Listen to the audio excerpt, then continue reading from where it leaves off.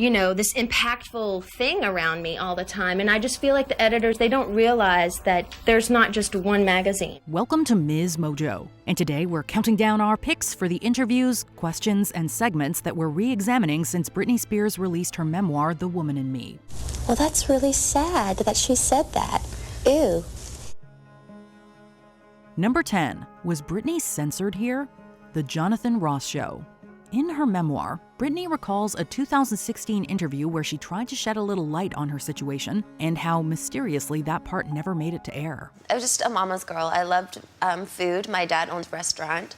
He was into construction building and just a normal Southern, yeah. While she doesn't name the specific chat show, some outlets have side-eyed the Jonathan Ross Show.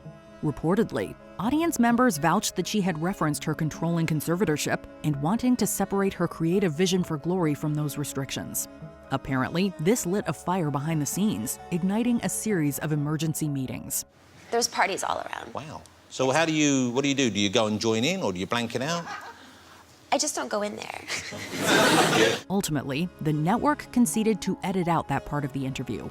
There's a lot about this conversation we hear differently now, but it's what we didn't hear that reverberates that much louder. And you seem in a really good place right now. Would that be a safe thing to say? Yes, sir. Okay, so you're pretty happy, pretty sorted. That's good to know.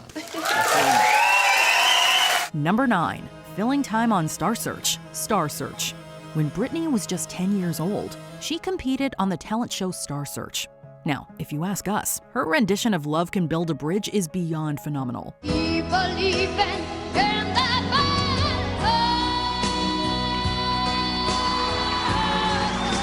Her voice is so powerful, and her stage presence is incredibly compelling. Surely it's only natural to ask her about her outstanding performance skills, right? Well, host Ed McMahon was more interested in her, quote, adorable pretty eyes and whether she had a boyfriend. Britney fired back ever so politely, but with a sharp wit. Do you have a boyfriend? No, sir. Why not? They're mean. Boyfriends? You mean all boys are mean? I'm not mean. How about me? Well, it depends. Unfortunately, we now see this as a taste of what Britney would go on to endure throughout her career. And do you think her male competitor received equal treatment? Now, you grew up on a farm in Missouri. Tell me about that. Well, Ed, it was real nice. So far, host 0, youngsters 2. Yeah, exactly. Number 8. Making her watch people criticizing her. MTV.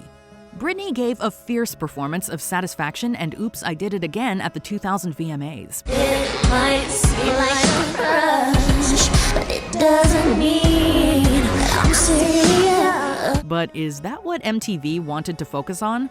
Nope. Instead, they made her watch a bunch of strangers pass judgment on what she was wearing and whether or not it made her a bad role model for kids. Think about those 12-year-olds that listen to your music, and think about the 12-year-olds who saw you on the VMAs, and think what they're thinking. They probably are thinking that it's okay to dress like that, which it's not. I'm not their parent, man. In her book, Britney writes, quote, "This was my first real taste of backlash." To her, the performance was about doing what she loved. But suddenly, she was in the hot seat with a light shining on her face. She plays off like I'm a good little country girl, but then she walks around wearing absolutely nothing, so. No, dude, she has the body. If you had the body. I'm sorry. I don't dress like that and I have the body, so. Look at they're arguing. Afterward, a voice off-screen presses her about what she saw.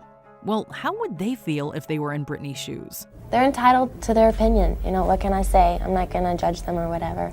But it's like, like I said, I'm not the children's parents, you know what I mean? I've just got to be me. Number 7. Objectifying and shaming Britney's Rolling Stone cover. TV4. In April 1999, Britney Spears was featured on the cover of Rolling Stone magazine wearing underwear and holding a Teletubby. I said, let's do something for them so that they give people something to talk about, you know what I mean? And something that sets you apart from everybody else. And let's do something a little bit more provocative. And she was up for that. The controversy that followed highlighted how the media and public somehow felt ownership over the star's image and entitled to tell her what to do with her body. Case in point, this interview on the Swedish network TV4, where Britney is asked about her, quote, Lolita look. Been a lot of talk about your sexy Lolita look, especially after the Rolling Stones story.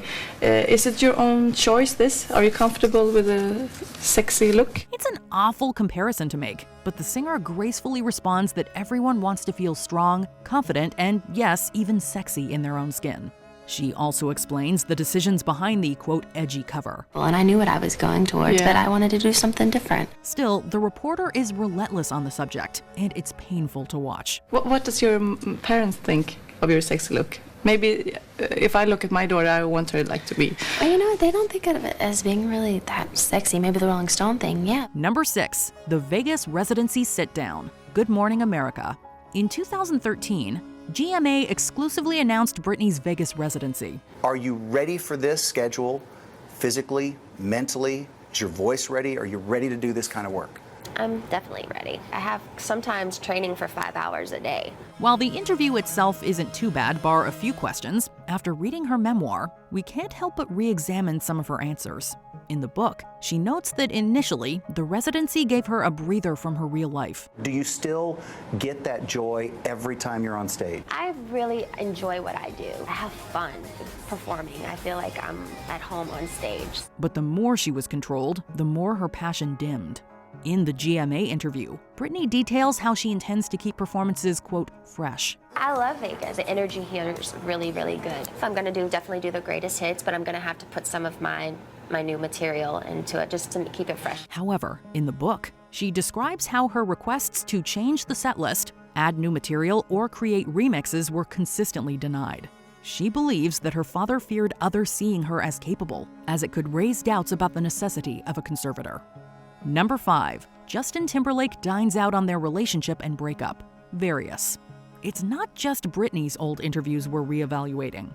Recently, Justin Timberlake has come under fire for his treatment of his ex and how he built his career on her vilification. Yet when we sat down at the piano and asked him to play something from Justified, he chose instead to play a song that nobody has ever heard before. Interesting lyrics. In her book, she mentions how he would share details of their physical relationship, but interestingly, she's thankful that it spared her some awkward conversations. Did you and she live up to this during your relationship? Sure. Sure.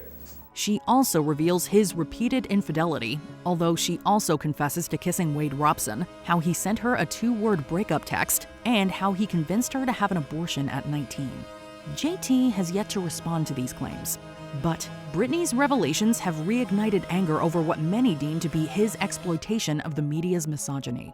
Okay, I did it. No. It was a really weird time. There was like talk about what we did together and like really sexually and stuff, and I just felt very exploitive. Number 4, invasive questions. TROS TV show. We've already talked plenty about the media and public's obsession with Britney's body.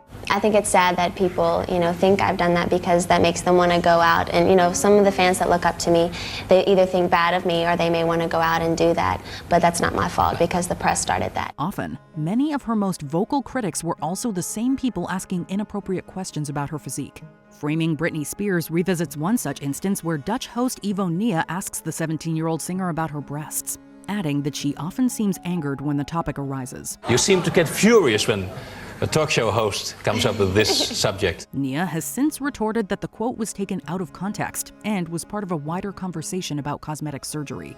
If so, it seems like an oddly specific way to segue into the subject, don't you think? As always, poor Brit handles the awkward question with the utmost dignity. Well, I think if that's what you want to do and that would make you happy, then I see nothing wrong with it, but I haven't done that. Number 3, all the interest in her intimate life. Various. Early in Britney's career, there was one question that frequently arose. Was it when is her next album dropping? No. Was it when she will next go on tour? No. It was, is Britney a virgin? How you feel about all the constant speculation about your virginity and whether you are a virgin or not?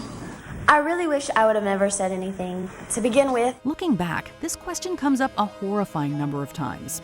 In her book, Britney writes that she, quote, played into that portrayal as it was seemingly what the public and media wanted. That you hope that you'll remain a virgin until you get married. However, she also notes how twisted it is that people were more concerned about her intimate life than her talents as a performer.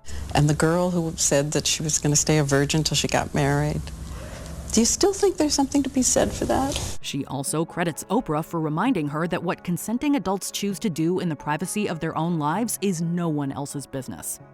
Number 2, Matt Lauer challenges her parenting abilities. Dateline NBC. By 2006, Britney was in the eye of an unrelenting media storm.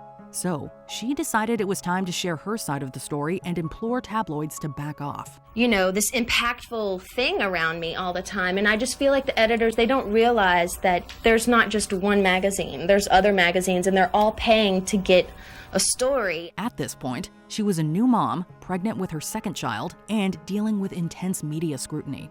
Then, Dateline host Matt Lauer incessantly quizzed Britney about her parental fitness, essentially driving her to tears. In her book, she notes how he vaguely insinuated that practically everyone was asking, is Britney a bad mom? It's not like, did Britney record a bad song? Is Britney wearing a bad outfit? Is Britney in a bad marriage? Yeah. Is Britney a bad mom? Reflecting on the chat, Lauer insisted there was no wrongdoing on his part. I think I did my job, and I let her talk, and if people didn't think it went that well, I apologize. All right. But I would do the same thing again. Yes. But given what we know now, this whole interview just makes our skin crawl even more than before. Before we continue, be sure to subscribe to our channel and ring the bell to get notified about our latest videos. You have the option to be notified for occasional videos or all of them. If you're on your phone, make sure you go into your settings and switch on notifications. Number 1, basically all of it, primetime. When this 2003 interview with Diane Sawyer resurfaced, many of us watched in shock and horror as the host repeatedly patronized, hounded, and vilified the singer. What happened to your clothes? Well, I have on clothes now. I know. But what's this about? No kidding. What is it about? What is it about? Yeah. It's about doing a beautiful picture. Our outrage increased when Britney revealed that not only had she been blindsided by the interview, but that she felt she'd been set up to be humiliated on national television, in her own home no less. Britney notes that she did not want to bare her soul, share her pain, or be forced to cry in front of Sawyer. You broke his heart. You did something that caused him so much pain, so much suffering. What did you do? She describes the interview as, quote, a breaking point, where even her self-perception changed. Today, this interview serves as a shameful reminder of how the media and public failed Britney and countless other young stars. Because of the example for kids and how hard it is to be a parent and keep all of this away from your kids. Well, that's really sad that she said that. Which other interviewers do you think owe Britney a huge public apology? Let us know in the comments. Women have been dealing with that kind of issue for a long time, and it needs to go away. Do you agree with our picks? Check out this other recent clip from MsMojo. And be sure to subscribe and ring the bell to be notified about our latest videos.